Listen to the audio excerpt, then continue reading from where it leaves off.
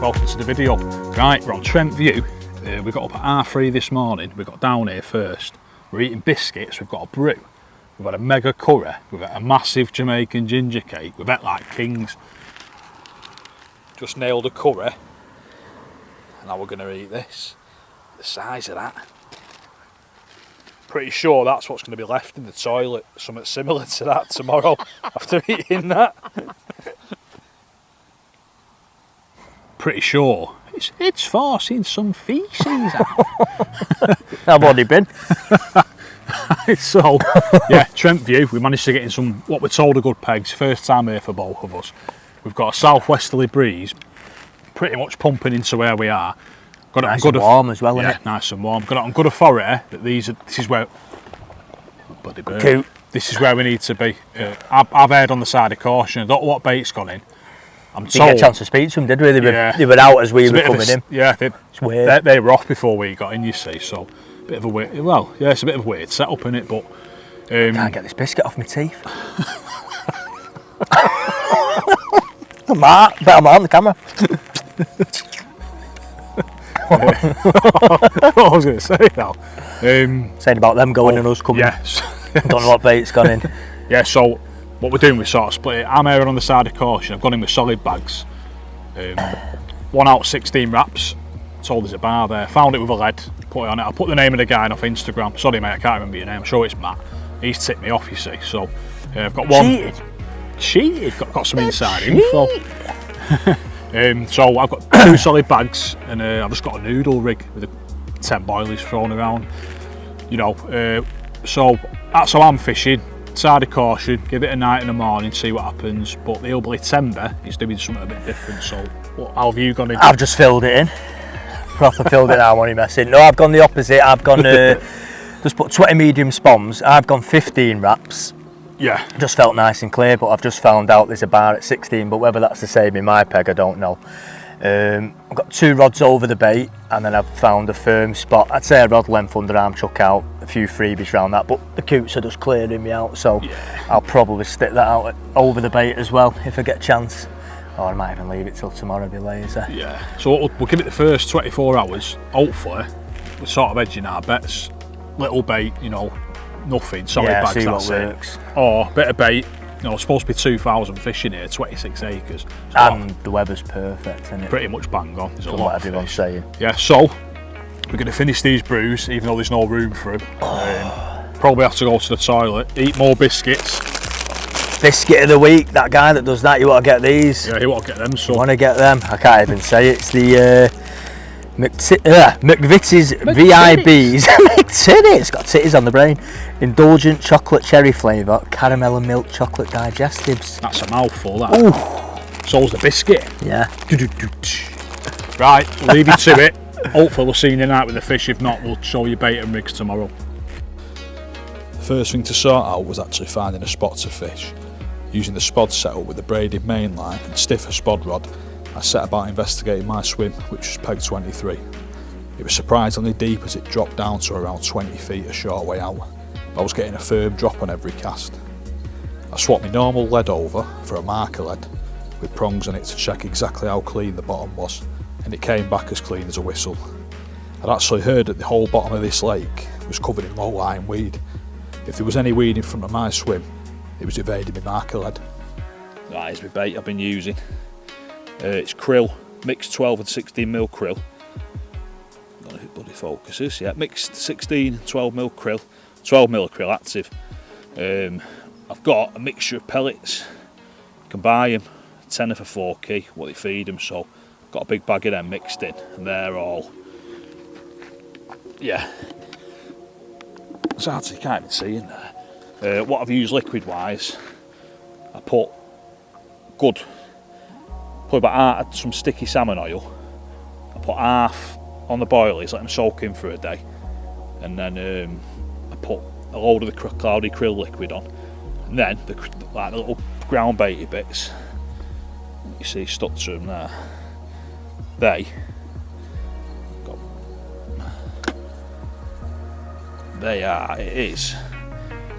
See the pellets there. That's krill active mix. So I waited for them to get a bit tacky with all the liquid. Now I put the krill active mix on, so you know, plenty of attraction in that. Ooh, yes, Trent View. Yeah, I'm having a go at old people, right? In fact, I quite enjoy them, to be honest, most of them. Bloke Ken Warburton, who won the competition to fish with me on Winterley, he's in his 70s. Straight away, I thought, oh no, there's like any of my stories offended him, but he's seen the funny side, luckily for me.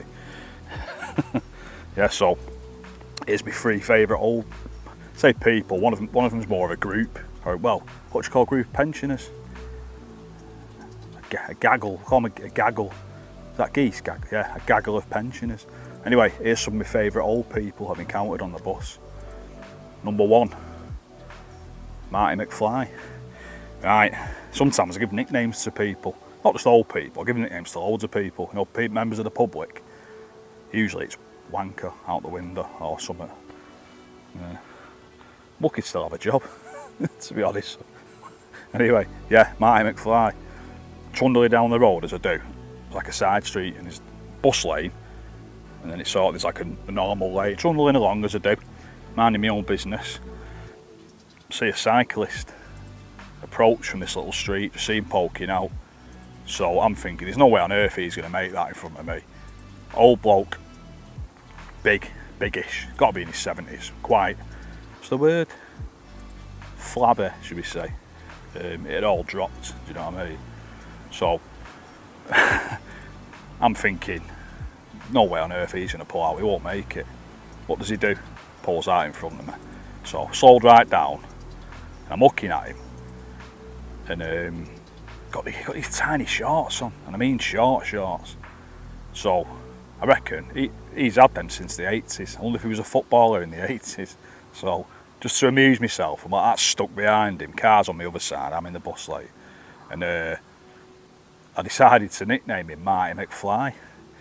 Yeah, he had these tiny shorts, and I thought, I bet he's gone back in time, mugged an 80s footballer for the pair of shorts, put them on, and he's come back and decided to ride his bike.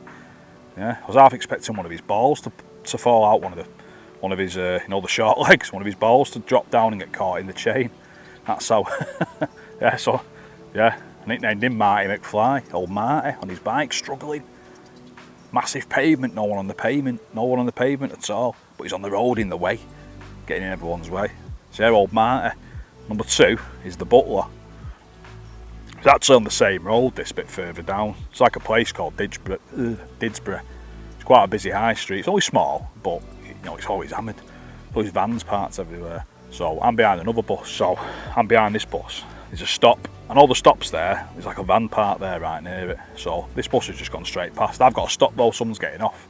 So past the van, there's an old bloke there. It's actually there's a couple of people there and an old man. Dressed smart, you know, Didsbury's quite a nice area. Again, probably in his 70s. So I pull up, he's like that. I can hear him like, not shouting, he's you know, talking quite loud. So anyway, open the door, someone gets off, starts having a go at me because the bus in front's gone past him. Mate, you stood behind the van. I can't see you. You stood behind the van. And then he goes, dead posh, but the public aren't being served, like that to everyone. I went, mate, I've stopped for you, you're being served, what's up with you? So he gets on like that. It's on for about 15 minutes, and all I can hear is him going on about the bus service, ripping it and that. And I'm thinking, why don't you just walk then, if it's that bad?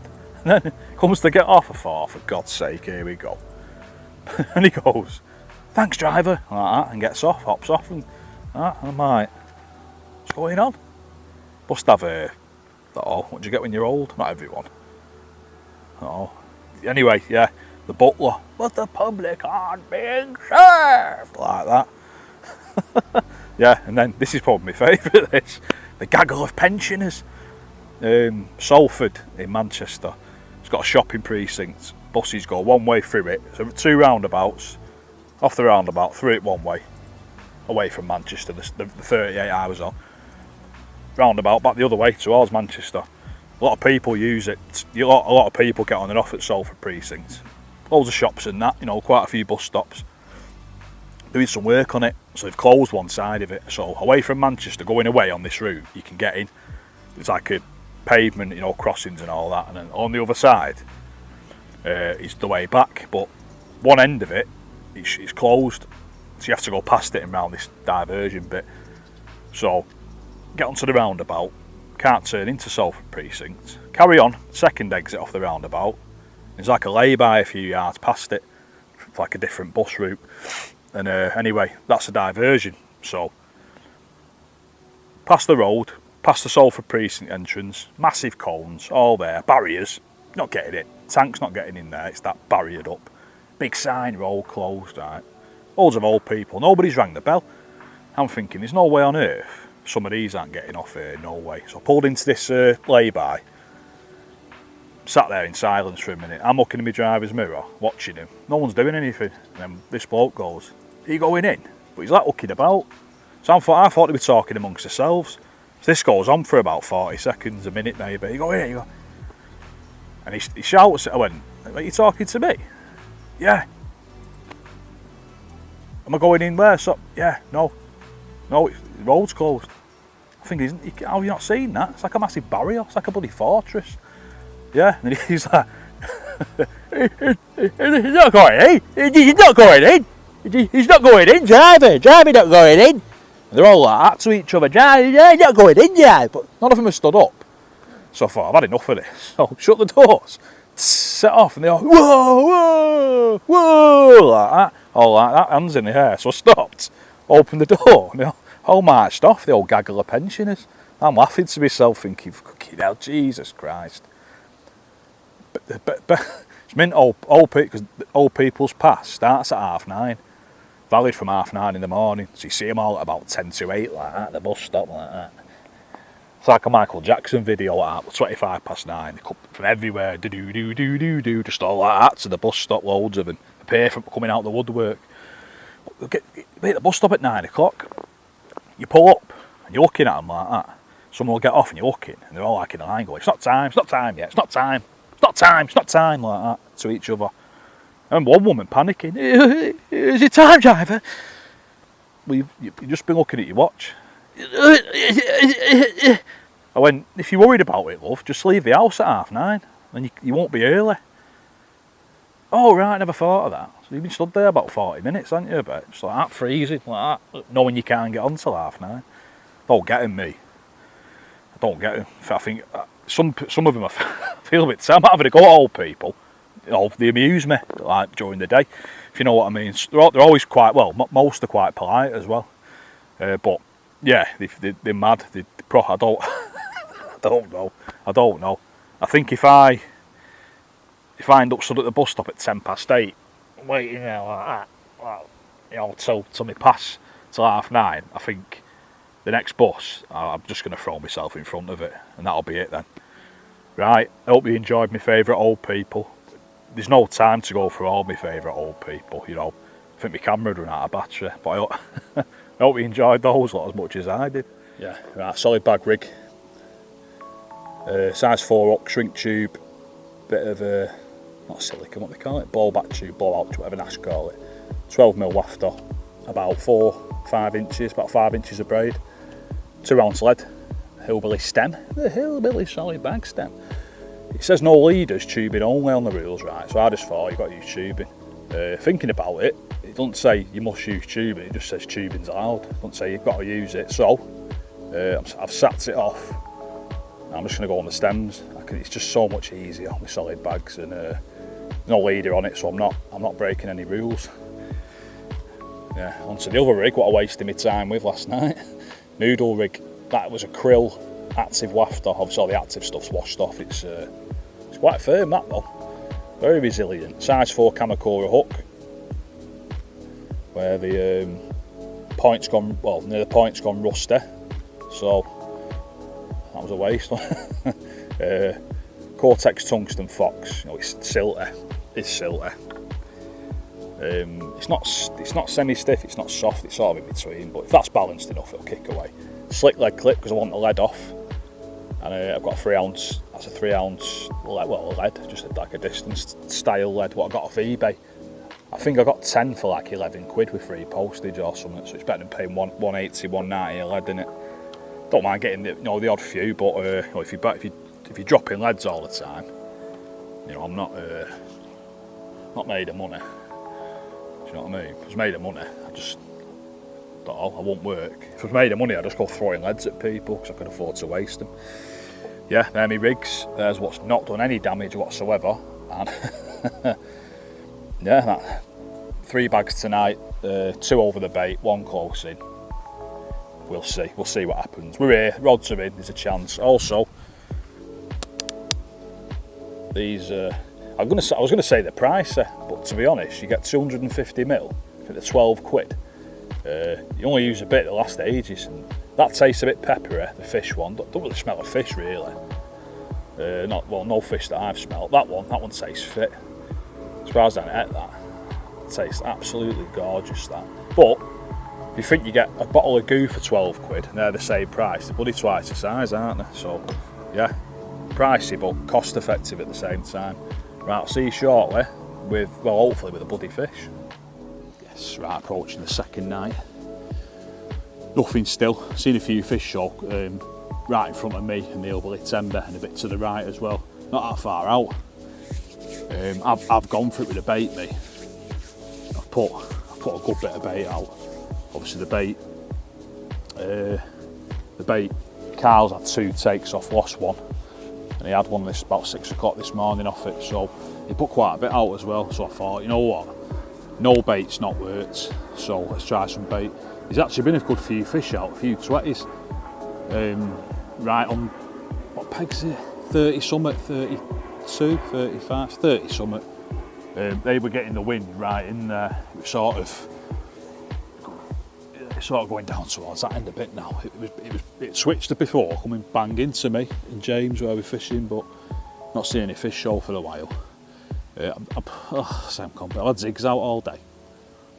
2 adjustables and a short one, and not moved them around a bit.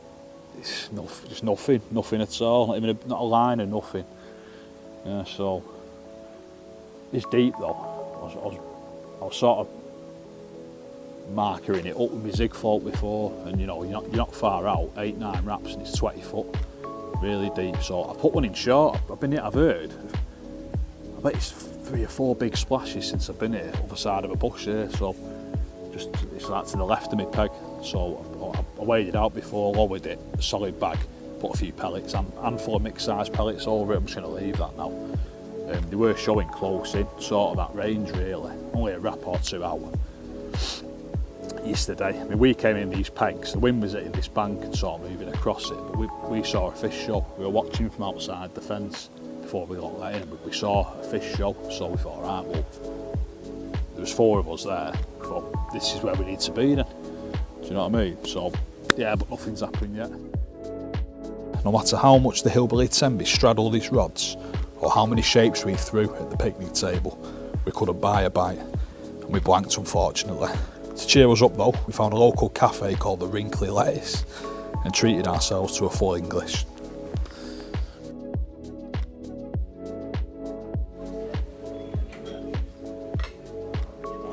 After Trent Hughes beating us, we've decided to lick our wounds in a cafe. This cafe's got the best name I've ever heard of for a cafe, the Wrinkly Lettuce. So what we're going to do, we're going to deal with this fry up and well, go on, make the 2-hour trip home. Yeah, enjoyed it. No fish unfortunately, but we'll definitely be back. Right, I'm going to eat this now, so thanks for watching. Carp and I go out.